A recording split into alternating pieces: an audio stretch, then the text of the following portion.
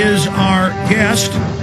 He's recommending to me HSBC as a global bank, British. I guess you don't want to be with UBS, the Patriot Act. They've raided that one. Even if it's your money, they take it. They just don't care. Got to give everything to Goldman Sachs, the private Federal Reserve. They're looting everyone, invading everybody.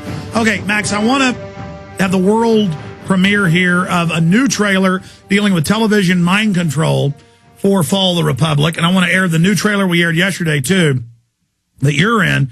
The next week, we got another trailer on the financial section that's about a third of the film that also has you in it. But finishing up, what will it look like through a gradual death of the dollar? You're saying it's baked into the cake, to quote you, versus a fast one. And what do you see happening? What will the United States look like? How do people protect themselves? Well, the protection, obviously, is to be into precious metals, as I've been saying for 5 years. You know, my average cost in gold is, I think, $420 an ounce. And I've been saying, basically, the only thing I've recommended in the last 4 to 5 years is gold bullion. And it's an excellent place to be as we go forward. Now, the U.S. dollar is coming under a lot of economic pressure. It's also coming under a lot of political pressure, and that's something that a lot of people who are pure economists are not factoring into their analysis. They're not factoring in the fact that the dollar has become a weapon. The currency market is where this World War III is being fought, and so they're looking at charts, and they're looking at analysis, and they're looking at their textbooks, but nothing in these charts and textbooks really covers when you use currencies like as a weapon, and that's what we're seeing happen now. The people in, as I said, Russia, Iran, and China are saying the way we're going to stop America from invading Iran is we're going to smoke the U.S. dollar. We're going to take it down. We're going to crush the U.S. dollar, and we're going to force the U.S. to go into a major economic tailspin as a way to engage in economic warfare. That's the way World War III is going to be fought.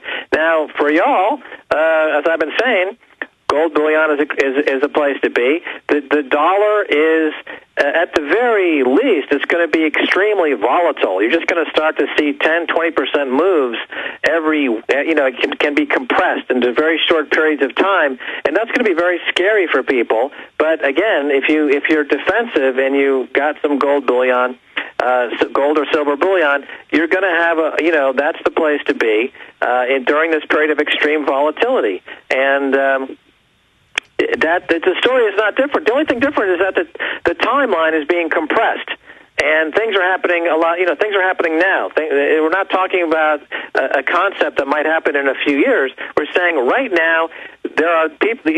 Look at what's happened in the last 2 weeks. You had a G20 meeting, a G7 meeting, International Monetary Fund was meeting, the UN was meeting, and they're all talking about the same thing: what to do about the dollar.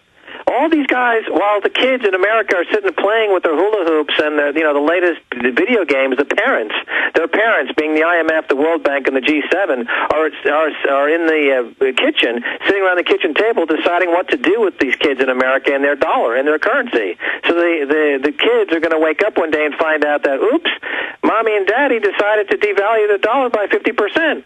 Oh, I guess that means everything is going to cost twice as much, and I guess we're now in the third world.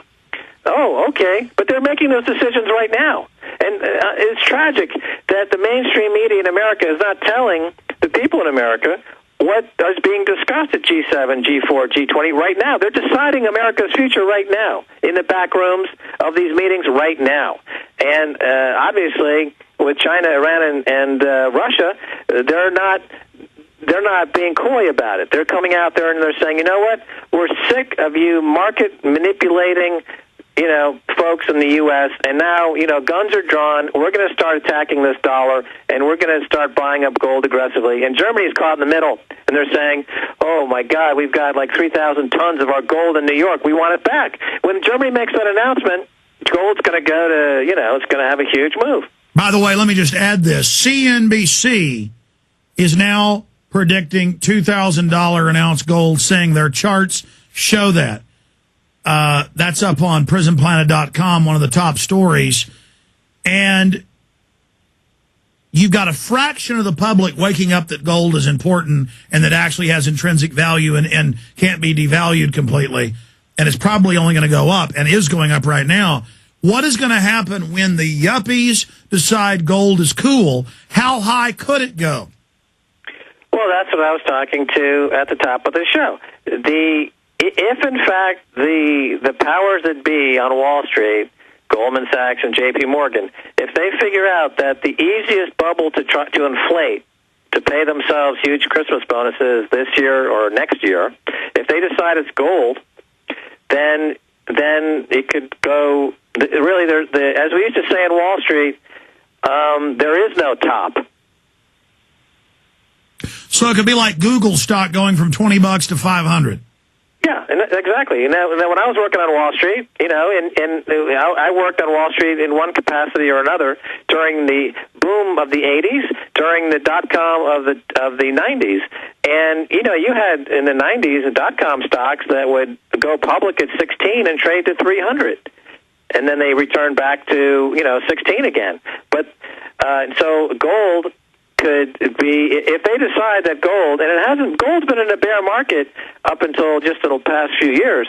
During the entire bull market on Wall Street that started in 1982, gold just went down every single year because nobody wanted it, and it was being trashed by all the central banks who were selling gold to buy T-bills to use as collateral to create collateralized debt obligations and credit default swaps, and this huge Ponzi scheme that became the U.S. and global market that hit the skids in summer of 2007 when Chuck Prince, CEO of Citigroup, said, as long as the music's playing, we're going to keep dancing. And then that week, the BNP came out of the report saying, our hedge funds have a lot of junk bonds in there, and we don't think the value is 100 cents on the dollar. We think it's 0 cents on the dollar. And that was the beginning of what we now know as the financial crisis that we're all suffering from today. Now, there was an attempt back in the latter part of last year to inject 12 or $13 trillion worth of new loans into the economy, and you're seeing the stock market bounce.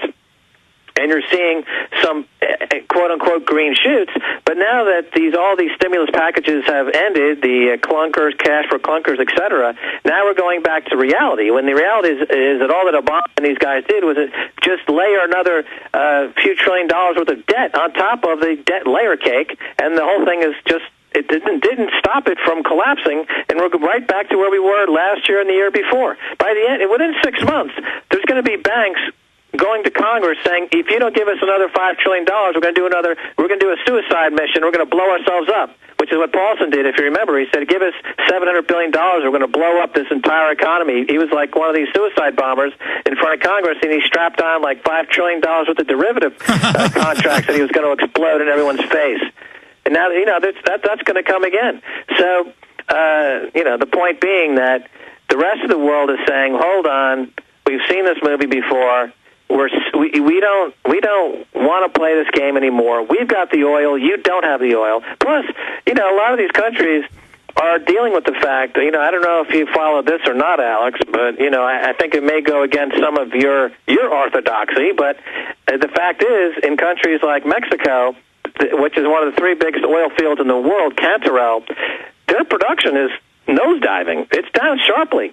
And these big fields around the world, I know we may have a slight conflict in our thoughts on this, but these big oil fields around the world, their production numbers are diminishing. Well, you're certainly right.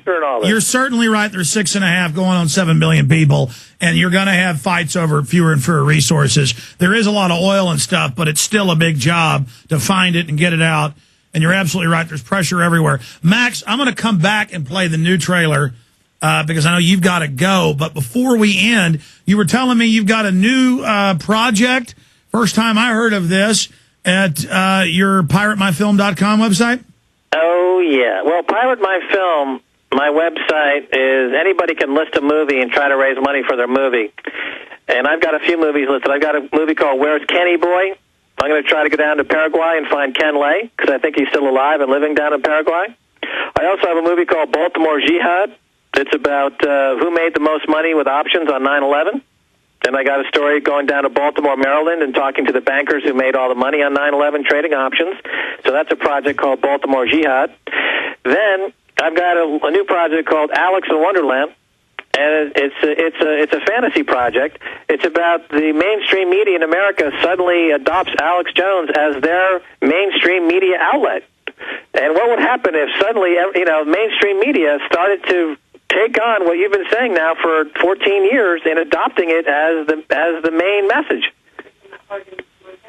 It's like what gave me the big idea was the Hardin, Montana story, because to me that is the first major story to leap from Alex Jones to mainstream, and not the first, but I'm saying it's a huge story that went from Alex Jones InfoWars to mainstream media in a huge way. And so this is a little project I'm putting together, and it's about how mainstream media goes Alex Jones.